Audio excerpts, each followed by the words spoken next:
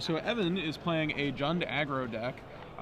It is it's similar to what we've seen Cedric play earlier today, with the Arbor Elf, Gyre Sage sort of ramp combo into Falconwrath Aristocrats and Thundermaw Hellkites at the top end, and he's also running the 4 Bonfire of the Damned and 2 Dreadbore package in the sideboard.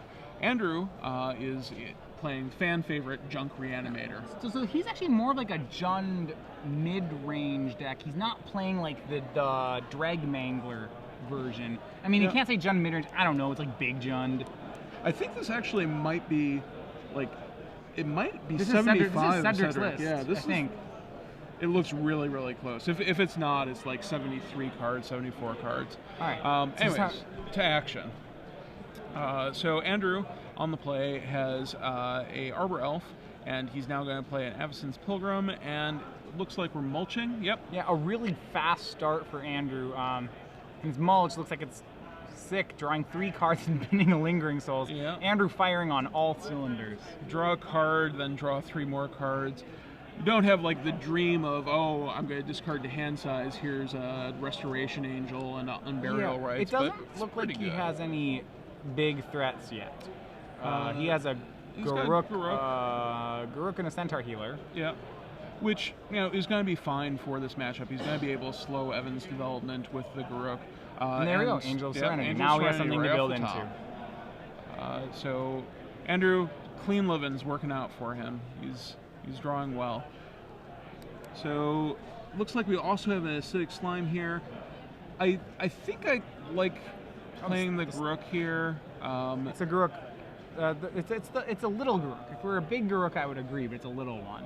And in that case, you don't want to just punch the Gyre Sage and get it out of here. Nah, Acidic Slime can do that, I think. Okay. I mean, I guess they're both destroying mana.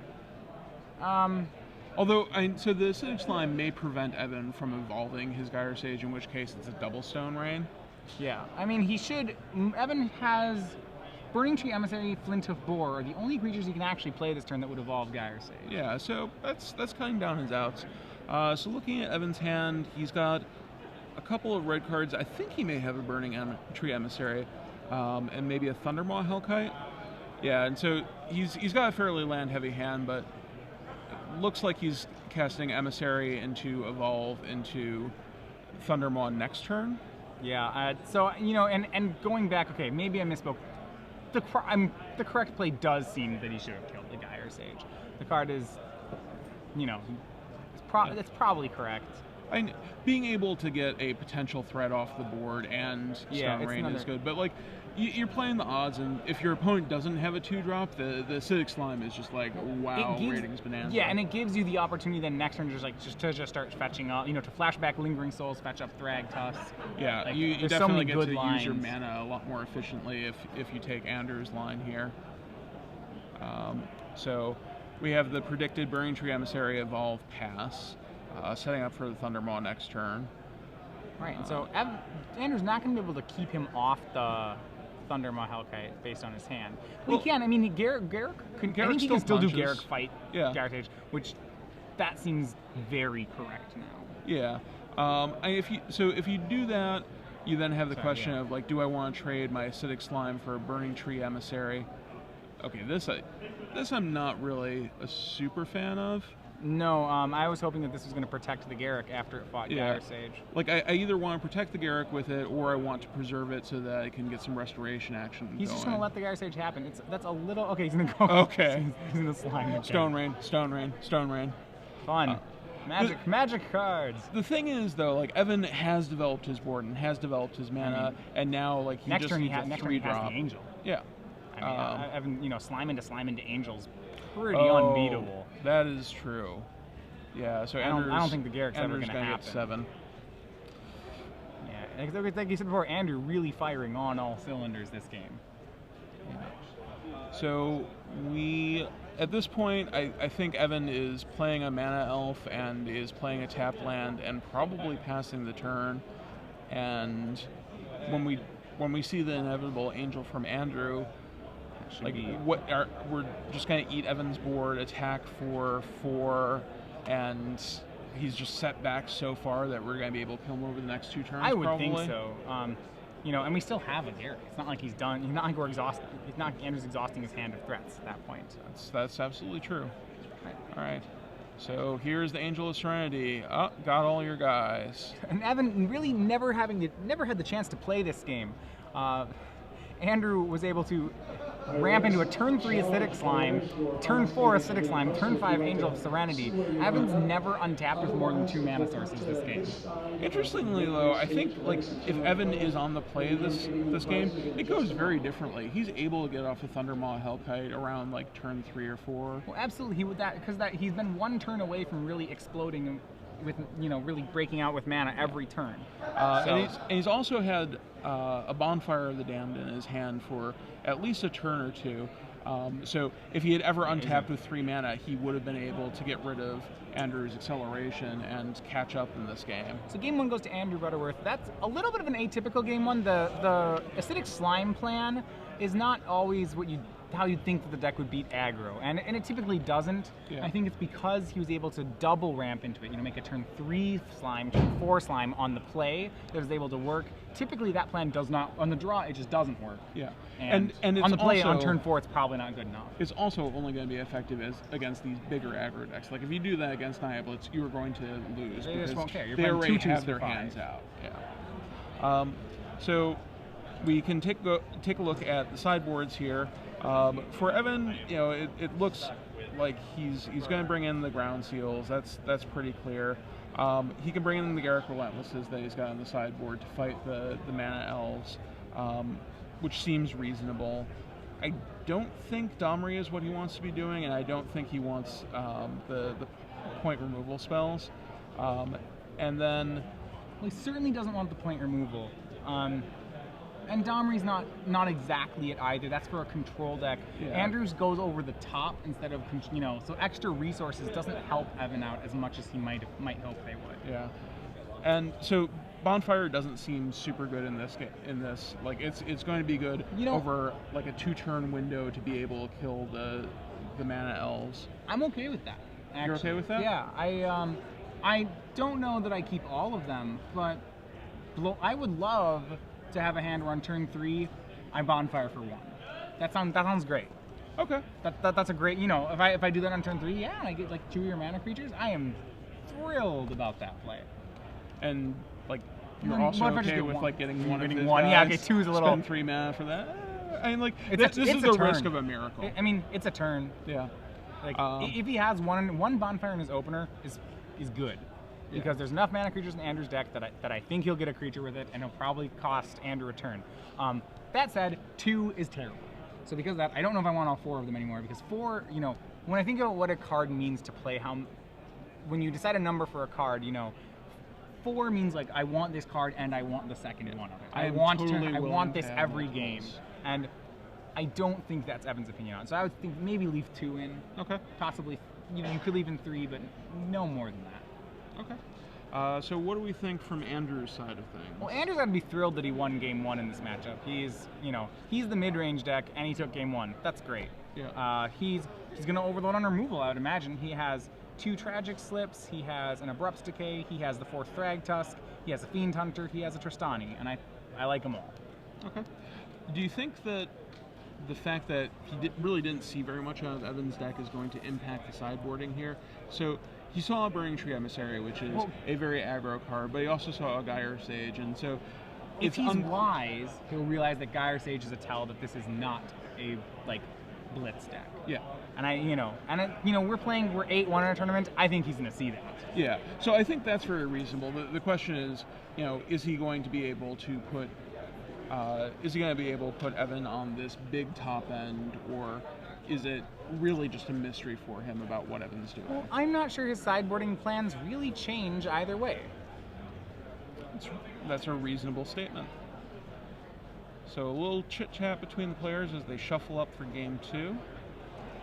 We're going to hopefully have our 7-card hands right now. Everybody's being very thorough about randomization. They may be talking a little bit about what it means for them to draw and for each of them to win.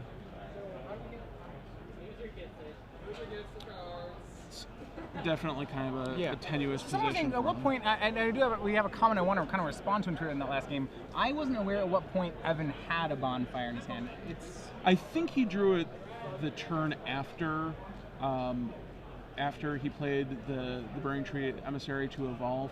There was a red card in his hand. We thought it was Thundermaw Hellkite. It's possible that was the bonfire, and he drew the Thundermaw Hellkite. If that was the bonfire, then he certainly... Well, yeah, that actually makes sense that it would be the bonfire, because if he drew the bonfire afterwards, we probably would have seen it miracled. That is true. So he may have missed a window in which to kill some mana creatures. I was under the impression it was the Hellkite, but if it is a bonfire, then yes, I'm going to agree with what people are saying where he missed an opportunity to clear mana creatures. That said, I'm not sure he's still getting that game. That's 2 lands set back, which is pretty real. Andrew's hand was going to, Andrew then at the next turn, I think he just, Garruk Relentless still eats Gyre Sage. Yeah. I think Evan's still in a world of trouble. But he potentially missed a win in a world where Andrew's hand's not the nuts. Yeah. Where there was a ramp to an Angel, but the Angel was necessary for Andrew to win. So turn 1, Avacyn's Pilgrim for Andrew. Remember, this is Andrew's playing for top 8 here, or playing for a shot at it at the very least. He's X1-1. Evan has 2 losses. Yeah, so Evan is playing to stay in the top 16 and not drop to the top 32 or even 64. So we have a turn 1 Avacyn's Pilgrim into a turn 2 Gyre Sage on Evan's side, and we've drawn a Thundermaw Hellkite for the turn. We've got some removal and a Dreadbore. Smells like a Grisly Salvage coming from Andrew Butterworth. Yeah. And here's a bonfire for 1. And that's exactly what I was saying. When I was saying I wanted to keep this in, if I'm Evan, I love this play. I'm fine with it. We're going to see what this Grisly Salvage is going to hit, and there's a chance that there was going to be an Unburial Rites Thragtusk. And now that's a turn. It's slowed down by an entire turn. It's a straight turn. Yep. So or it would have been a Faith Mender. Yeah. Or an Unburial Rites Angel of Serenity. This is that's a pretty good flip. That's an amazing 4 cards. He's going to get to keep. Wow. Okay. Well, he has take the Fiend Hunter, slow down Evan, and then be able to Unburial Rites at any point in time for the Angel. Andrew's deck is showing up when it counts. Yeah. Paging the following player, Jordan Isaka. And he draws a Tragic Slip. Andrew with no shortage of land, he should be able to just play most of these things on curve. The Fiend Hunter there is just a mana denial going on, which granted Gyre Sage doesn't. Well, it does typically. If you have emissaries, it can just actually make mana off nothing. And so we see Evan play the Gore Clan Rampager here. He knows that the Angel of Serenity is coming, so he's holding on to the Dreadbore for that. Next turn, he's going to be able to play his Thundermaw Hellkite on time, not ahead of time. And so he's still developing things, but there's a lot more gas in Andrew's court than in Evan's. And if Andrew's able to hold off on the Angel until the Thundermaw Hellkite hits the ground, I think he's going to be in pretty good shape here. So a tap out here. He's going to go ahead and make the Angel right away. Yeah. So when he does this, he's going to get back the Faith Mender, and he's going to be able to get rid of the Gore Clan Rampager, and he gets back his mana guy. Yeah, it's free. Why not? Value. So one of the things I like when you have these really explosive darts with Reanimator, you typically think of Angel as a late game card, but he's really just playing it as a Mahamoti Jin. Granted it killed a creature too, which is just 5/6 gets some value if you manage to kill this, but a 5/6 is pretty hard to deal with on turn 4. Yep. Evan racing back. Yep. So Thundermaw, tap your Angel, get in for 5. Now I want to point out that with Andrew at 9, Evan has the play next turn of Dreadbore, Angel, Bloodrush, Gore Clan Rampager, 9U, which is a very convenient number. It'd be a pretty exciting way to end this game. That's Ben haymakers back and forth. Yeah, I don't actually know if Andrew has a way to defend against that in his hand. He has a Garruk. I mean, obviously Thragtusk would be the defense, but this is where the Jund aggro. I hesitate to say that because we already have a Jund aggro deck, but I don't have a better name for it. It's really like a red-green aggro deck with black. Yeah. And I like this. This goes towards the point of maybe the Angel of Serenity was a little bit too early there. That if you could have stabilized in some other way, that would have been useful. Yeah, I don't know if I don't think he had another option. There's a 4/4 on the board. Even with the other line, there's a 4/4 on the board, which is not very good. And that play should be a losing play. Yeah. Well, so one thing to keep in mind is Andrew does have a Tragic Slip in his hand. He's managed to leave up a black mana. So the Dreadbore play is not actually going to kill Andrew. What he could. Okay, put him at 1. What he could do right now... No, it would put him at 1 because the Dreadbore will kill the Angel, and then Morbid will be turned on. Oh, okay, so I'll just kill that. Right. Oh, fair enough. So leaving up the black is a good point. That will not... But I think maybe Andrew is thinking about punching his own Fiend Hunter and then killing the Thundermaw with the Tragic Slip. Yeah. Yep, and that is exactly what he's doing. Yep. So you get your Gyre Sage back. I get to flip my Garruk. It goes into play. Yep. That was not from Angel of Serenity. It was from a Fiend Hunter. And so Garruk needs to flip over because it's now at 2 loyalty. Judge is pointing that out. Judge has that. We got. Yep. I think they're covering it. It should be good there. We got people on point. So we flipped over, and now we're going to have the Tragic Slip on the Thundermaw Hellkite.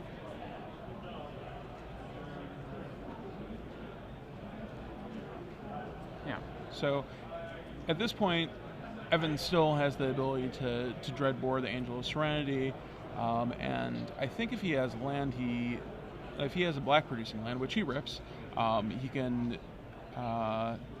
Oh, he didn't need a black producing land, sorry. He can recast the Gore Clan Rampager afterwards, evolve the Gyre Sage, get in for 2, and have 6 points of power out against Andrew. And actually, if he gets in for 2, he'll be able to kill the Garruk. Right. The biggest thing to note here, I'd say, is that the game has really turned into a race.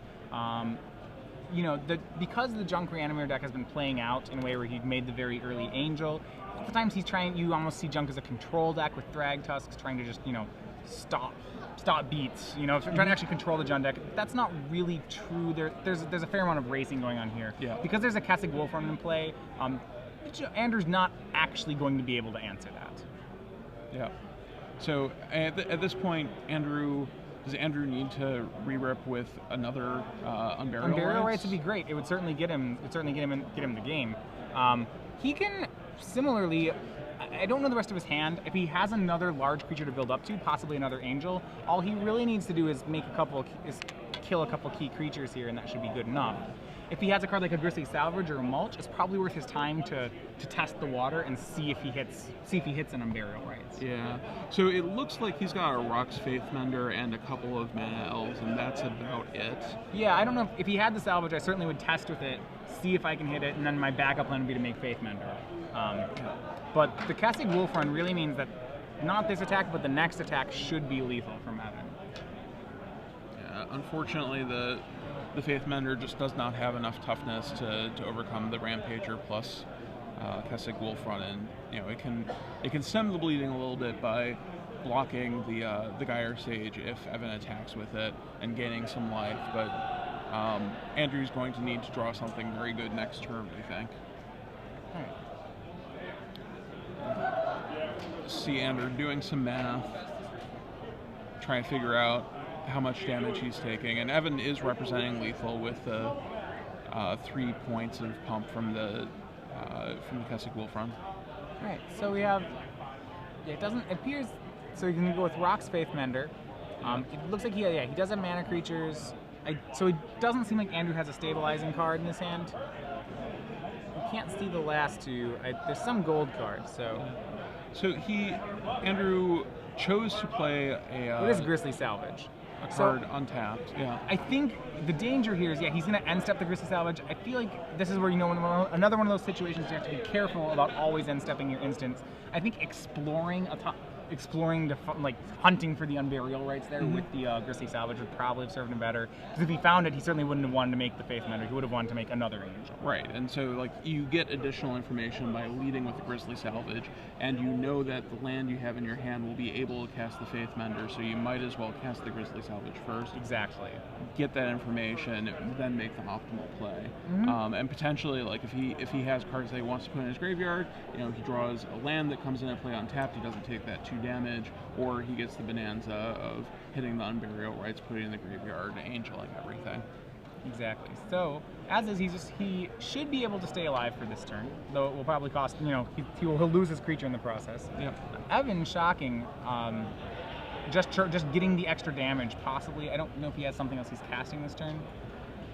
I don't know. It looks like he Here's has he does. a Flint. Oh, Flint of Bore. That's a fine one. So now he'll be able to give trample and +1/+0 to something. It's going to evolve Gyre Sage. This may...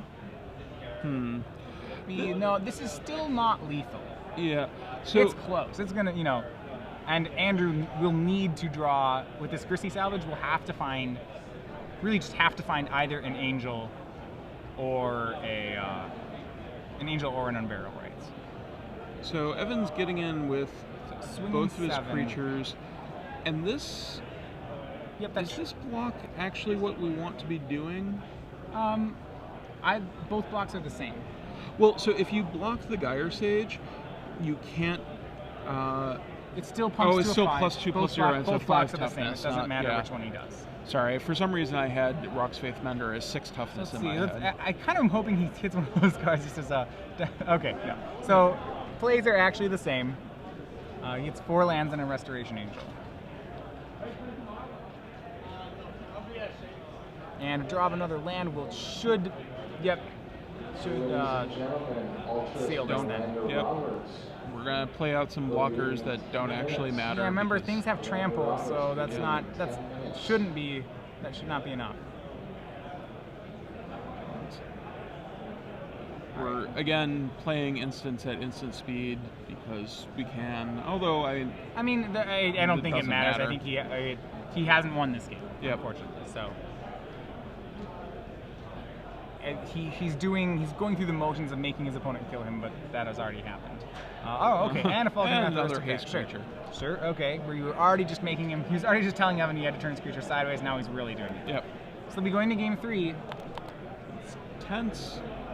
Updates on some other players in case you're following some of your friends at home. People who should be in top 8 with draws this round would be Greg Peliquin, Jordan Judson, Austin Tolkien, and Brandon Gould. A couple other draws happened, not all of them may be resulting in top 8, so there will be some interesting math going on. Cedric opted to play his last round. He should be in top 8 as well. So we have at least about 5 players in and about 3 spots off this round. So Cedric's playing his last round despite being the top seed because he knows that he's guaranteed top 8 and he wants to lock up the top seed for the finals, right? And it'll be for the finals. It's kind of interesting. It's really, there's no reason for him not to. If he plays this last round, a loss would make him the 8th seed, or maybe not the 8th seed. A loss would make him somewhere around the 5th seed. A win would make him the 1st seed, and if he draws it, he'd be about the 3 seed. So there's it doesn't really matter. It's it's a personality thing at that point. When I play it, I make it matchup dependent. If it's a deck I want in my top 8, I'll draw. If it's a deck I don't want in my top 8, I'll try to make it go away. But so. To be really explicit about, the goal here is that the top seed person gets to choose to be on the player of the draw throughout the top 8. When 2 people play, the higher seed gets to choose. Yeah, and so for aggressive decks, there's a high value in being able to go first, especially in aggressive mirrors. As you see, we've seen red-black aggro mirrors going first is huge. Right. And so that's why Cedric is playing. He's not trying to dream crush anybody. He's saying, oh, well, there's an advantage to be had by improving my standing, by locking up first as opposed to going to 3rd. And the risk isn't that high. I'd probably drop down 2 spots in the seeding chart versus jumping up to the 1st and locking it in for all 3 games of all 3 matches of the top 8. Right. So it's not actually. It doesn't really make too much of a difference no matter which one does, because we're not actually even talking about the difference between 1st and 8th. It's 3rd and 5th is the difference we're talking about. That said, there's no reason not to battle it if you want to battle it. so Andrew is shuffling up. It looks like Evan has presented for the game. And we are now shuffling each other's decks.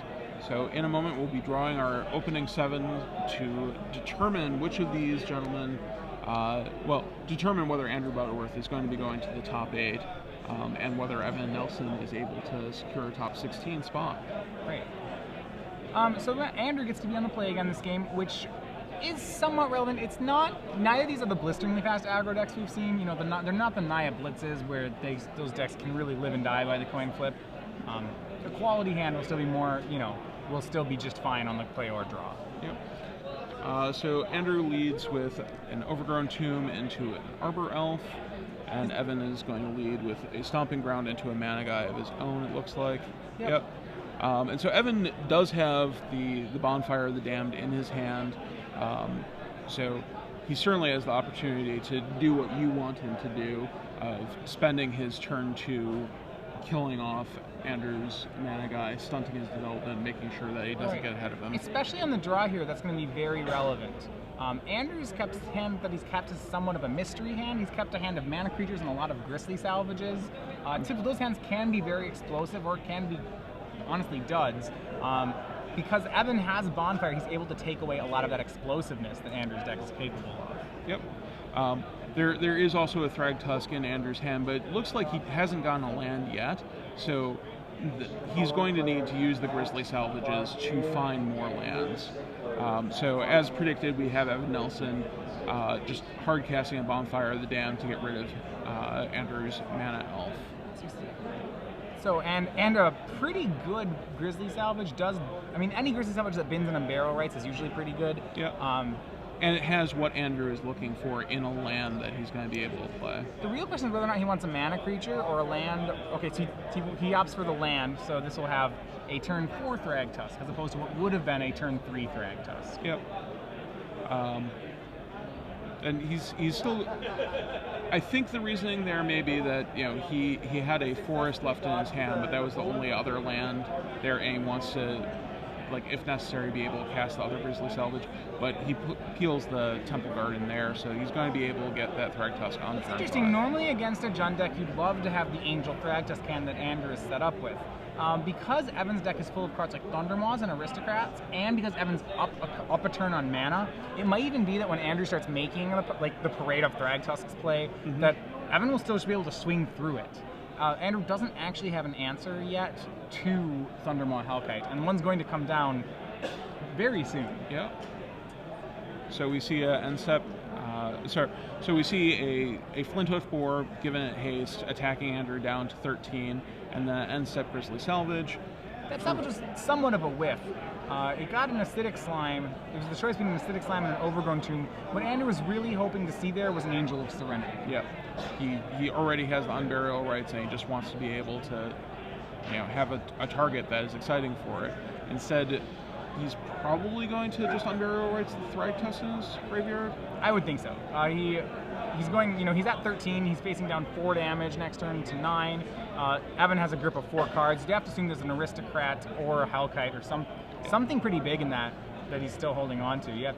Your life total is very much not in a safe place right now, and Thragtusk is the best way to start working on stabilizing the board. And Andrew at this point actually needs to be thinking about racing a little bit, right? Because if he assumes that Evan has a Thundermaw Hellkite, he doesn't have an answer to that, right? Maybe. I mean, it's not really a possibility is the thing. If he's racing, he's removing his blockers, and he's far enough behind here that that's not really a reasonable thing to do. I think what he's hoping to do is hold back trade and win with an Angel. Okay.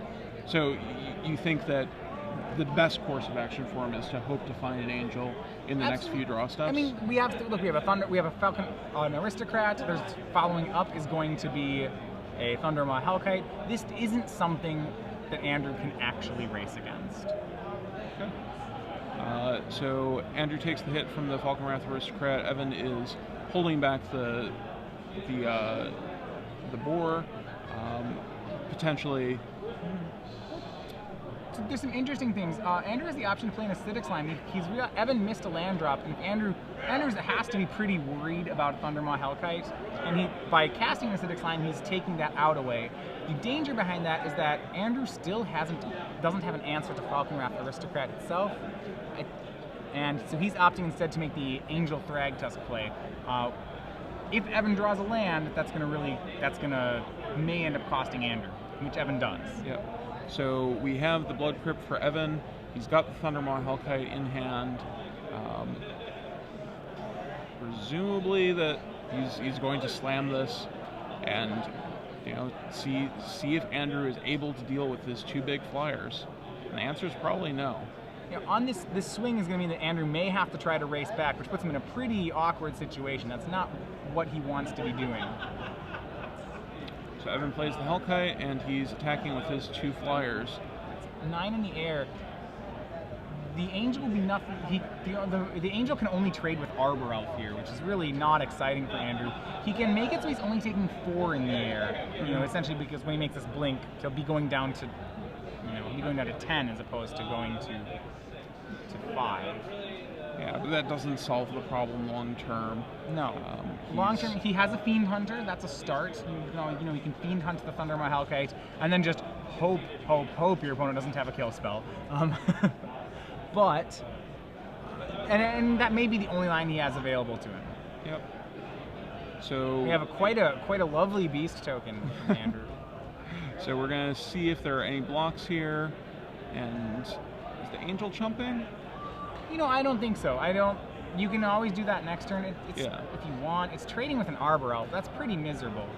I don't like blocking here, but it looks like Andrew's really considering it. Maybe he does need to.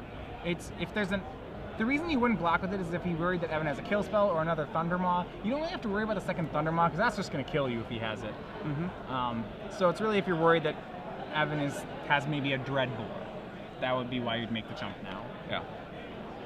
So Andrew looks like he takes the full 9. Evan's going to pass the turn back. We're going to see the Fiend Hunter from Andrew. And so we have a draw of a Centaur Healer from Andrew, which will shore up his life total a little bit, but it isn't solving the problems that we already have. Other news than Cedric Phillips did win his match, which that means Andrew will be in the top 8 with a win here.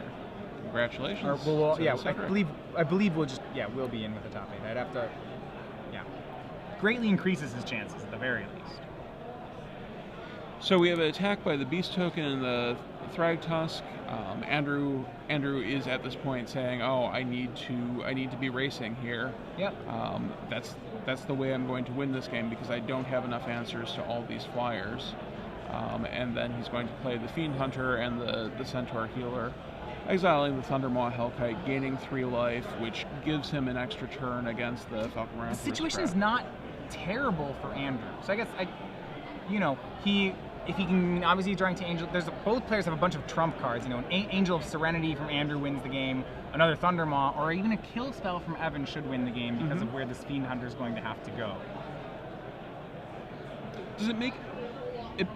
I don't think it makes any sense. But does it make any sense to get the Aristocrat? Well, so if you're getting the Aristocrat and what he's going to do, yeah, it does because it's a hedge here against a kill spell. Because now, if there is a kill spell, Andrew will still have a chump block available to him. He can chump and counter. Yeah. He'll be 1 damage short in that situation. Actually, no, it would be if he chumps in. So say Evan just taps out for a kill spell and swings. Yep. Then Andrew can chump, trade with Arbor Elf, and swing exactly 9. He would not be able to do that if it was Thundermaw Hellkite. Another Aristocrat for Evan. He's a little short on mana. He opted to start with Ground Seal as opposed to a Flint of 4 with haste, which is probably correct. Yeah, he could, if he wanted the Flint of 4 with haste, he still had the option of untapping with the Arbor Elf to give it haste. And the lack of mana, the lack of kill spells here for Evan has actually somewhat started to turn. This game is turning toward Andrew. Yep. It's close enough that we can't really predict what's going to happen because the top of the deck is so live. And Andrew, in this case, top decks the Angel of Serenity. He doesn't have 7 mana out right now, however, and I don't think he has a land in hand. I believe he's got a Mana Elf in hand. He does not. Yeah. What is that third card? And he has another Thrag Tusk, which is pretty real also. Yeah. So I'm thinking this game goes to Andrew at this point. The fact that he just has more Thrag Tusks, and what he's doing is really smart. He's mixing an attack with blocking. He's not swinging the Angel here, even though he has the option to swing the Angel, because he knows he has the follow-up Thrag Tusk play. He's smartly protecting his life total, even in in what appears to be a really aggressive situation. He's leaving himself options here. Like the Angel helps dissuade an attack from the 2 ground creatures, but it also gives him the option of just chumping the Thundermaw Hellkite if he's concerned about getting burned out. He can even chump with Fiend Hunter if it comes to that, which is, I mean, obviously isn't something he'd like to do, but is available. If he needs to chump with Fiend Hunter next turn, and say if everything falls apart, he can chump with Fiend Hunter and then hope to draw the land. Yep. So Evan's put to a decision about whether he wants to block, whether he can afford to take 8 damage and go to 1. And so Evan does. He goes to 1. Andrew follows up with a Thrag Tusk going at 13. And now Evan is the one who needs to repeal. Well, Evan doesn't have the life gain necessary to get out of this situation. His deck's not designed to do this. His deck's designed, to play from behind. Evan's way to play from behind is to play more damage as opposed to playing catch up. And so at this point, he's facing down 5 lethal creatures, and he's got 3 potential blockers. Right, 4 if he plays another creature. So he needs to make 2 creatures, which he can't do. Yeah.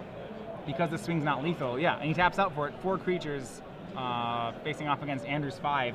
Evan doesn't have the blocks. And he doesn't have the damage to win on this attack. Yeah. So it looks like Andrew is going to be able to pull this one out. It looked a little bit dicey for a little while there. But Evan plays his 4th creature, and now he just is seeing if Andrew realizes that his Fiend Hunter is a lethal attack. Oh, and Andrew doesn't even, no need to think about it. We just have the Angel of Serenity. I'll falter you. All right. Well, congratulations to Andrew Butterworth winning that game against Evan Nelson's Jund Aggro deck. So we're going to be right down to the wire here. Interestingly enough, what that does, typically to be able to know who's in the top 8, we know that of Andrew, so I'll kind of lay out some people who are in it. We know right now that our current top 8 is Cedric Phillips, Greg Peliquin, Jordan Judson, Austin Tolkien, Brendan Gould, and we have 3 pretty anxious people here who'd be waiting.